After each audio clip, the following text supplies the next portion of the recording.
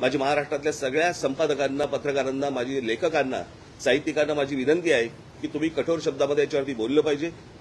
तुम्ही या गोष्टी आज जर समजा हे या विषयात दादला गेला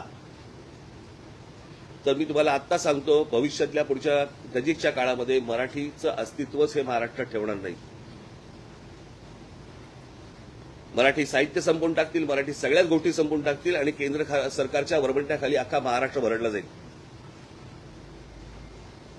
आणि म्हणून माझी महाराष्ट्रातल्या सर्व तमाम नागरिकांना माझी विनंती आहे की याला तुम्ही जेवढा विरोध करता येईल तेवढा केला पाहिजे. प्रत्येक शाळांनी या गोष्टींना विरोध केला पाहिजे आणि शाळा ह्या हिंदी कशा शिकवतात हेच आम्ही बघू.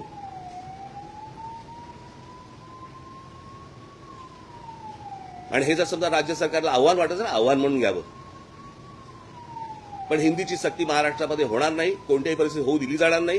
गुजरातमध्ये, केंद्रामध्ये नरेंद्र मोदी आणि अमित शहा बसलेले असताना गुजरातमध्ये जर हिंदीची सक्ती नाहीये, आंध्र प्रदेशमध्ये नाहीये, तामिळनाडूमध्ये नाहीये, केरळमध्ये नाहीये, कर्नाटकामध्ये नाहीये, बऱ्याचशा ठिकाणी नाहीये, हे धोरण महाराष्ट्रावरती का लादलं जाते, कशासाठी लादलं जाते.